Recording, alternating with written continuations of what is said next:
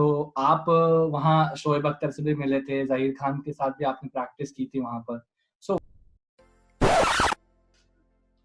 So what's up guys, मैं हूँ said, आपका होस्ट एंड दोस्त। आप सभी का स्वागत है मेरे इस चैनल पे सेड स्पोर्ट्स पर। हम आ चुके हैं बिल्कुल एक नए शानदार वीडियो के साथ, जिसपे हम बात करेंगे फास्ट बॉलिंग के ऊपर, कुछ tips and tricks like as usual. तो चलिए स्टार्ट करते हैं।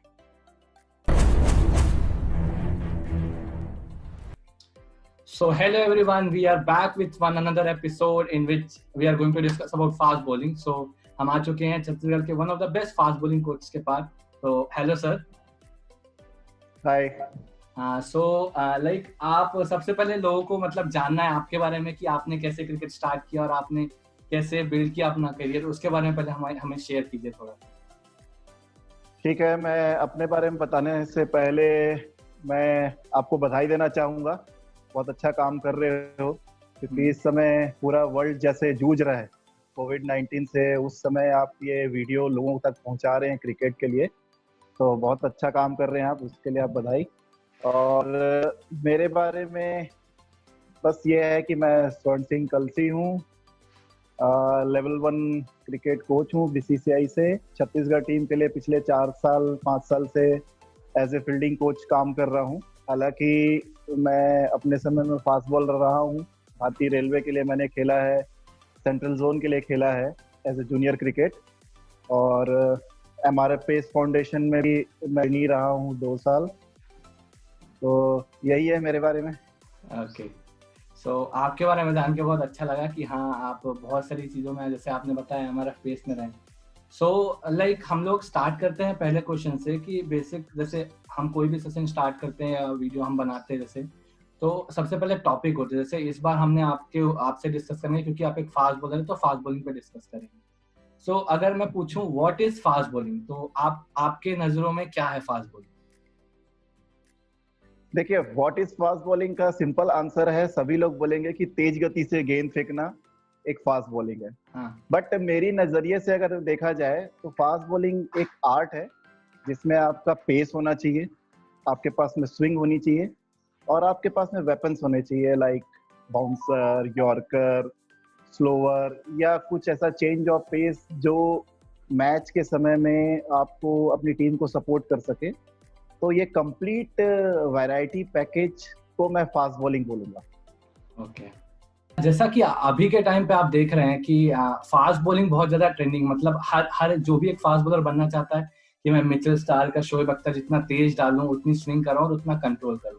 तो how is it possible to get that level of pace and control? देखो, इसके लिए मेरा जो ओपिनियन है, मैं ये बताना चाहता हूँ मेरे एक्सपीरियंस से कि फास्ट बॉलर को बनाया नहीं जा सकता। आपको थोड़ा सा अजीब लग रहा होगा सुनने में। फास्ट बॉलर एक पैदाइशी गुण होता है जो प्लेयर में बाय बर्थ उसको मिलता है। हाँ, आप ऐसे पूरे विश्व में देखेंगे तो 150 से ऊपर फेंकने वाले आपको गिने चुने 8 से 10 फास्ट बॉलर देखेंगे। तो मिचेल स्टार्क और शोएब अख्तर बनना सब चाहते हैं, बट ये पॉसिबल नहीं है, क्योंकि मेरा ये कहना है कि एक एवरेज आप स्पीड देखेंगे पूरे विश्व में तो 135-140 हर फास्ट बॉलर फेंकता है। बट अगर आप अपने आइडियल आप मिचेल स्टार्क और शोएब अख्तर को बनाएंगे तो निश्चित रूप से आप अपने गति को 5 किलोमीटर से 7 किलोमीटर 10 किलोमीटर तक आप बढ़ा सकते हैं। बट उसके लिए आपको बहुत अच्छी ट्रेनिंग की जरूरत पड़ेगी। आप बिना ट्रेनिंग किए उस चीज को अचीव नहीं कर सकते। तो एक फास्ट बॉलर को जैसा मजदूर होता है ना, मजदूर जितनी मेहनत करता है उसको उतनी मेहनत करना है। एक बैट्समैन, स्पिनर या किसी भी क्षेत्र में खेलने वाला खिलाड़ी, उससे ज्यादा डबल मेहनत एक फास्ट बॉलर को करना पड़ता है। तो अच्छी ट्रेनिंग से वो अपने एक एवरेज स्पीड को 5 से 10 किलोमीटर बढ़ा सकता है, उससे ज्यादा नहीं। तो अगर आप बात करेंगे मिचेल स्टार्क और शोएब अख्तर तक जाने की, तो उनके गुणों को आप अडॉप्ट कर सकते हैं, बट स्पीड बढ़ाने के लिए आपको अच्छी ट्रेनिंग की जरूरत पड़ेगी। ओके, आज के टाइम पे आप देखोगे कि बहुत ज्यादा कॉमन है कि जो एकदम पीक लेवल पे जो फास्ट बॉलर्स होते हैं या जो बहुत अच्छे लेवल पे खेल रहे हैं, एक इंजरी जो है जो उनके करियर को पूरा डिस्ट्रॉय कर देती है। जैसे अगर आप देखें खासकर मिचेल स्टार्क को ही देखो, अगर एंकल इंजरी होती तो 6-6 महीने आउट रहते हैं, सिर्फ कुछ ही मैचेस खेल पाते हैं। तो इन सब चीजों को कैसे अवॉइड किया जा सकता है एज अ फास्ट बॉलर? देखिए, फास्ट बॉलर का सबसे बेसिक चीज ये है इंजरी से बचने के लिए, तो उसका बॉलिंग एक्शन रनअप से लेके कंप्लीट फॉलो थ्रू तक एक संतुलित होना चाहिए। अगर वो संतुलित नहीं है, चाहे वो रनअप में हो, चाहे लैंडिंग में हो, चाहे किसी भी चीज में हो, तो जिस पार्ट में वो गलत कर रहा है उस मसल को ज्यादा लोड लेना पड़ेगा और वो मसल जल्दी जल्दी डैमेज होगी। लाइक अगर किसी का फुट लैंडिंग का प्रॉब्लम है, उसको एंकल इंजरी हो सकती है, नी इंजरी हो सकती है, या उसके ऊपर आपको वेस्ट में इंजरी हो सकती है। अगर आप शोल्डर को ज्यादा पावर से बॉलिंग करते हो इस्तेमाल करके, आपको शोल्डर इंजरी हो सकती है। बहुत सारे ऐसे एग्जांपल हैं जो जितने बॉलर इंजर्ड हुए हैं। तो एक तो ये है कि आप अगर बहुत अच्छा संतुलित एक्शन अगर आपका है तो आप इंजरी से बच सकते हो। ये हो गया पहली बात। बट ये पॉसिबल नहीं है क्योंकि हर बॉलर का अपना एक खुद का स्टाइल होता है। तो हम एक ट्रेनर या एक हमारे अच्छे बॉलिंग कोच से वीडियो एनालिस्ट आप रखते ही हैं, या वीडियो में आपकी गलती समझ में आ जाती है, आप उसको देख सकते हैं कि आपका कहाँ पर बॉलिंग एक्शन में फॉल्ट है, उस चीज को आप सुधार सकते हैं। सुधारने के बावजूद भी अगर आपके एक्शन में कोई सुधार नहीं होता है और पर्टिकुलरली उसी बॉडी पार्ट पे अगर ओवर प्रेशर जा रहा है बॉलर का, तो मेरे ख्याल से एक अच्छा ट्रेनर उस पार्ट को तो मजबूत कर सकता है ट्रेनिंग के माध्यम से। तो इंजरी से बचने के लिए आपका जो पार्ट में लोड ज्यादा हो रहा है, मेरे ख्याल से आपको उसमें मेहनत करनी चाहिए। जैसे मेरा बॉलिंग एक्शन मुझे सेटिस्फैक्टरी था कि मैं अच्छा करता हूँ, बट मेरा जो पैर है वो ऐसा लेफ्ट साइड में गिरता था, मतलब थोड़ा खुल जाता था सीधा गिरने की वजह। तो मेरे को एंकल इंजरी हुई। बट मैं जब अपने ट्रेनर से मिला तो उन्होंने कहा कि या तो आप इसको सही करिए, या तो फिर आप अपने एंकल को मजबूत करिए।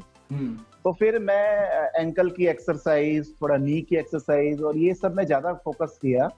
तो एक समय के बाद में मुझे वो इंजरी महसूस नहीं हुई। तो इंजरी से बचने के लिए ये किया जा सकता है। ओके।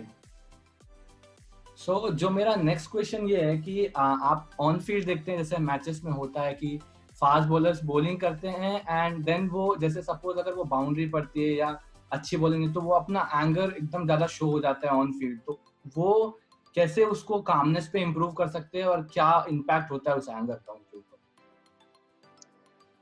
देखिए, ये तो टेम्परामेंट और पेशेंस का गेम है क्रिकेट। तो बैट्समैन बॉलर की परीक्षा लेता है और बॉलर बैट्समैन की लेता है। तो आपका टेम्परामेंट के ऊपर में ये निर्भर होता है कि आप चौका खाने के बाद में कैसा रिएक्ट करते हैं। तो ये एक मतलब ऐसा क्वेश्चन है कि मैं इसका निदान बहुत ज्यादा इस वीडियो के माध्यम से दूंगा तो एक लंबा स्पीच है। क्योंकि इसमें एक पूरा क्लास करना पड़ता है और ये इतनी जल्दी नहीं आता है। बस इसको मैं ये सिंप्लीफाई कर सकता हूँ कि बच्चा ज्यादा से ज्यादा मैच खेले, जितने चौके छक्के खाएगा उसको खुद समझ में आने लगेगा कि मैं अगर ये गलत बॉल फेंक रहा हूँ या वो बैट्समैन को रीड नहीं कर पा रहा है। मतलब टेम्परामेंट और फोकस या ये सब का कहने का मतलब ये है कि आपको रीडिंग आनी चाहिए। तो वो चीज आप धीरे धीरे अभ्यस्त होंगे, आप खेलते रहेंगे तभी वो हो पाएगा। तो ये जो एंगरनेस है इसमें कंट्रोल करना बहुत जरूरी है, क्योंकि अगर आप इसमें फोकस नहीं करेंगे तो एक बाउंड्री पड़ने के बाद में आपको पता ही नहीं रहेगा कि मैं उसको आउट करने जाऊं या बचने जाऊं। तो जनरली ज्यादा ये होता है कि बॉलर डर जाते हैं। वो एंगरनेस दो तरीके का होता है, एक बॉलर डरता है और दूसरा वो ज्यादा गुस्सा होके उसको अगला बॉल जो आउट करने के लिए फेंकना चाहिए बैट्समैन को वो ना फेंक के दूसरी गलतियां करता है। तो टेम्परामेंट का बहुत बड़ा इशू है इसमें और ये बड़ा सब्जेक्ट है, तो इसको हम वीडियो से उतना नहीं कर पाएंगे। ओके। सो ये जो क्वेश्चन मैं आपसे अगला पूछने वाला हूँ वो हमारे वन ऑफ द व्यूअर ने कमेंट किया था, जो कि कमेंट मैं दिखाता हूँ नीचे, लोगों को दिख पाएगा। कि एक इंडियन फास्ट बॉलर और एक इंग्लिश फास्ट बॉलर में फिजिकल एट्रीब्यूट्स में क्या डिफरेंस होते हैं? अगर पहले की हम बात करें, आज से 10 साल 15 साल पहले, तो मैं कह सकता हूँ कि एक ऊपर लेवल पे डिफरेंस था कि हमारे यहाँ ट्रेनिंग उस स्तर पर नहीं होती थी और इंग्लैंड फास्ट बॉलर्स लोगों की ट्रेनिंग बहुत अच्छी थी। बट आजकल काफी कुछ सिनेरियो चेंज हो गया है। आज पूरे विश्व में ट्रेनिंग की जो क्वालिटी है, लगभग सेम क्वालिटी को सारे एसोसिएशन अडॉप्ट कर रहे हैं। तो अभी जैसे इंडिया में भी अब आप फास्ट बॉलर्स देख सकते हैं, आप बुमराह को देख सकते हैं, सामी को देख सकते हैं, जहीर खान पहले 150 में फेंकते थे। तो ऐसे बहुत से बॉलर हैं, ईशांत शर्मा, ये ऐसे अब तेज बॉलर हैं। तो ये अच्छी ट्रेनिंग के बलबूते ही ये अपनी स्पीड को बढ़ाएं। और एक ये जो ट्रेनिंग एस्पेक्ट्स की मैं बात करूं तो क्लाइमेट का बहुत बड़ा हाथ होता है। खैर आज की डेट में जो मैं बोल रहा हूँ, आज तो आप जिम के अंदर भी एक अच्छे एटमॉस्फेयर में आप अच्छा ट्रेनिंग कर सकते हैं। लेकिन आप इंग्लैंड का अगर आप क्लाइमेट के बारे में अगर जानेंगे तो वहाँ क्लाइमेट ऐसा है कि आप कितना भी भागो, कितना भी दौड़ो, आपके फिजिकल एक्टिविटी पे उतना एग्जॉस्ट फील आप नहीं करेंगे, जो कि इंडियन या हमारे आसपास का जो लाइक श्रीलंका या बांग्लादेश का क्लाइमेट है उसकी अपेक्षा। तो अगर पहले की बात करें तो निश्चित रूप से जो इंग्लैंड के बॉलर थे उनकी ट्रेनिंग उस समय बहुत अच्छी थी, जो आज की डेट में बीसीसीआई के ट्रेनर्स उसको फॉलो करवा रहे हैं। तो इसके कारण डिफरेंस था। बट आज अगर आप बोलेंगे तो पूरे एसोसिएशन एक जैसा ही आस्का से ही सब ट्रेनिंग कर रहे हैं और सर्टिफाइड आईसीसी भी बहुत लोगों को ट्रेनिंग करा रही है। तो ट्रेनिंग पैटर्न अब सेम हो गया है। तो क्वालिटी ऑफ बॉलिंग या फास्ट बॉलिंग अब अच्छा हो रहा है सब जगह। तो पहले के हिसाब से डिफरेंस था, अभी नहीं है। अब आपने फिजिकल एट्रीब्यूट्स का डिफरेंस बता दिया, तो इससे किसी की टेक्निक या किसी के बायोमैकेनिक्स में क्या डिफरेंस आते हैं?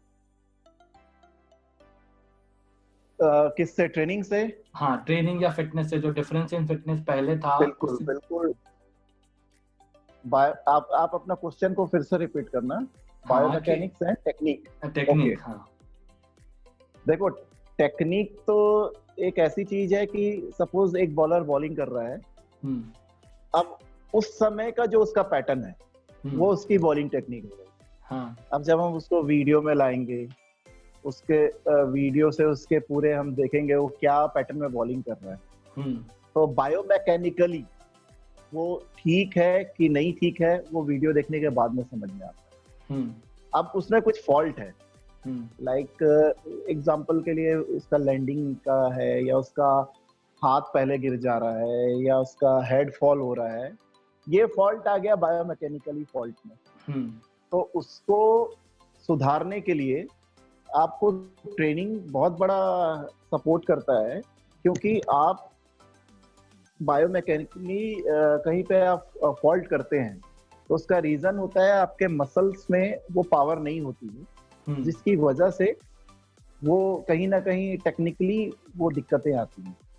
तो अगर आप उस पार्ट को पकड़ के उसमें आप ट्रेनिंग कराएंगे, तभी उसके मसल में वो स्ट्रेंथ आएगी और वो धीरे धीरे बायोमैकेनिकली वो ठीक हो सकता है। तो ट्रेनिंग जो है टेक्निक और बायोमैकेनिकली दोनों चीज को इम्प्रूव करने के लिए बहुत जरूरी है।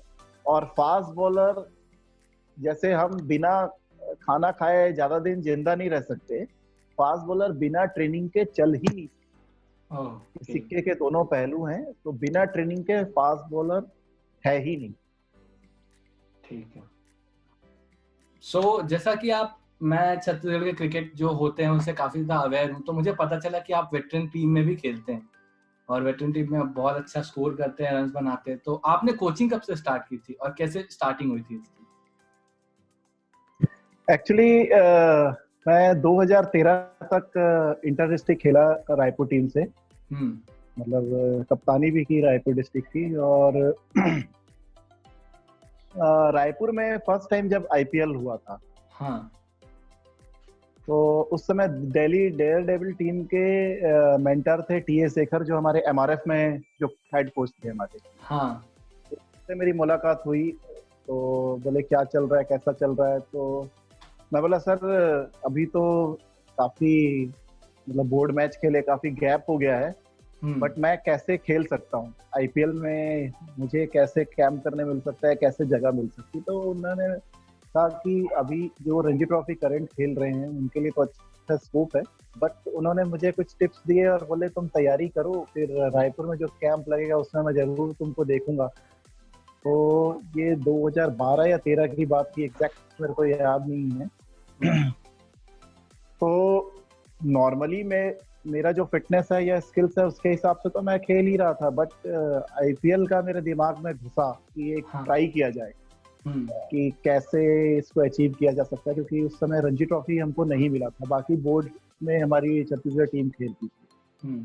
तो मैंने फिर मेहनत करने का सोचा कि मेरे को अगर वो स्टेज में जाना है तो मेरे को क्या क्या करना पड़ेगा। तो हमारे यहाँ वन ऑफ द बेस्ट एक ट्रेनर है आज की डेट में, आस्था टू राहुल।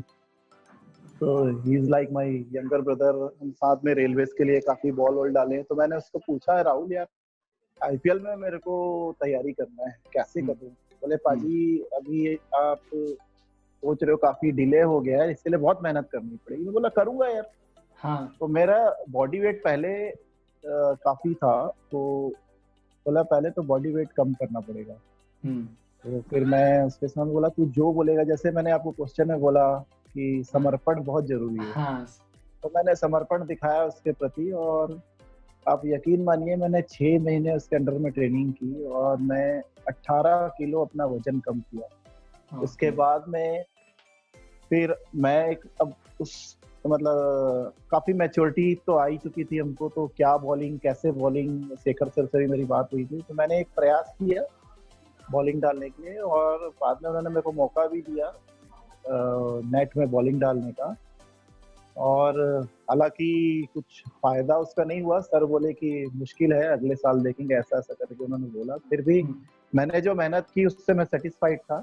फिर मैं अपना लास्ट डिस्ट्रिक्ट मैच खेला 2013 में। तो वहां पर उस फिटनेस जो मैंने फिटनेस की राहुल के साथ 6 महीने, उस फिटनेस की वजह से मैंने अच्छी बॉलिंग करी, करीब 20-20 ओवर में मैच में फेंक ले रहा था। बट एक मैच भिलाई से चल रहा था, हम मैच हारे, और हारने के बाद में मुझे समझ में आया कि बस अब यहाँ पे अपनी क्रिकेट बंद होनी चाहिए। हाँ। ये एक अपने को खुद एक आपको अलार्म बजता है बॉडी में कि अब यहाँ से आप आगे अचीव नहीं कर सकते, क्योंकि मैंने जो फिटनेस अपने बोर्ड मैचेस के दौरान या एमआरएफ में की थी, कम से कम उसका 70-80% मैंने रायपुर में भी ट्रेनिंग की 2012-13 में। तो मुझे उस ट्रेनिंग से ये समझ में आ गया कि मैं फिट तो हो गया हूँ, बट मैं long lasting as a bowler काम नहीं करता। सो लाइक जैसा कि आपने बताया आप एमआरएफ के काम में थे 2 साल तक, तो आप वहाँ शोएब अख्तर से भी मिले थे, ज़हीर खान के साथ भी आपने प्रैक्टिस की थी वहाँ पर। सो वहाँ का कुछ एक्सपीरियंस शेयर कीजिए हमारे साथ। जैसे मैं बचपन में जब मैं खेलना स्टार्ट किया, तो मेरे कोच विजय नायडू सर के पास में मैं जाता था प्रैक्टिस में। तो मैंने उनको अपने मन की इच्छा बताई कि मुझे एमआरएफ पेस फाउंडेशन जाना है। हाँ। क्योंकि उस समय मध्य प्रदेश होता था ये, और मध्य प्रदेश में एक संजय पांडे करके फास्ट बॉलर थे। हाँ। जिसको उस जमाने में सचिन तेंदुलकर ने नेट्स में बुलवाया था। तो बड़ा हमारे स्टेट में हाईलाइट हो गया कि संजय पांडे को सचिन तेंदुलकर ने बुलाया। हाँ। तो वो एमआरएफ के ट्रेनी थे। हाँ। और वो बहुत तेज गति से गेंदबाजी करते थे उस समय। तो मैंने अपने कोच को बोला कि सर मुझे जाना है। हाँ। तो बोले कि वो इतना आसान नहीं है, और उसके लिए वहां पहुंचने के लिए तुमको वैसी ही ट्रेनिंग तुमको रायपुर में करनी है। हाँ। तो मैं बोला सर मैं करूंगा। तो वो बोले कि ठीक है, फिर मैं अगर दिन बोलूंगा तो दिन है, रात बोलूंगा तो रात है, पागलों की तरह आपको ट्रेनिंग करनी है। बोला ठीक है। तो आप ये मेरा जो एक्सपीरियंस है आप व्यूअर्स को बताएं कि मैं 2 साल सर ने जो बोला हाँ। मैंने वो माना, और 2 साल तक मैंने गेंद अपने हाथ में नहीं पकड़ी। मैं केवल ट्रेनिंग, और ओके। हार्डकोर ट्रेनिंग कराए उन्होंने। मतलब the art of fast bowling एक डेनिस लिली की बुक थी। हम्म। तो उस बुक में जो जो ट्रेनिंग बताया गया था, मैं उस समय 95 96 में मैंने सर के अंडर में ट्रेनिंग किया। हम्म। और 2 साल के, मतलब मैंने कभी उनसे क्वेश्चन नहीं किया कि मैं फास्ट बॉलर बनना चाहता हूँ, आप मुझे बॉल क्यों नहीं देते। हाँ हाँ।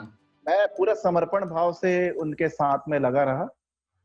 और फिर धीरे धीरे वो ट्रेनिंग के बाद वो रनअप पे काम किए। फिर मुझे एक समय के बाद बॉल पकड़ाई उन्होंने, और बॉल पकड़ाने के पहले कुछ आयरन बॉल ये सबसे बॉलिंग करवाया। फिर बॉल पकड़ के वो बोले कि नो बॉल की जरूरत नहीं है, तू दौड़ और फेंक। हाँ तो जब मैं बॉलिंग डालना स्टार्ट किया तो मुझे समझ में नहीं आया, मैं बहुत तेज बॉल डाल रहा था। हाँ। तो मैं बोला सर ये कैसे हो रहा है। बोले तुम ये सबको मत सोचो, तुम बस फेंको। फिर ऐसा करते करते, मतलब नेट में वो मेरे को 2 घंटे 3 घंटे बॉलिंग कराते थे। आजकल ये सब हम काफी चेंज कर दिए हैं, बट मैं अपने बारे में बता रहा हूँ।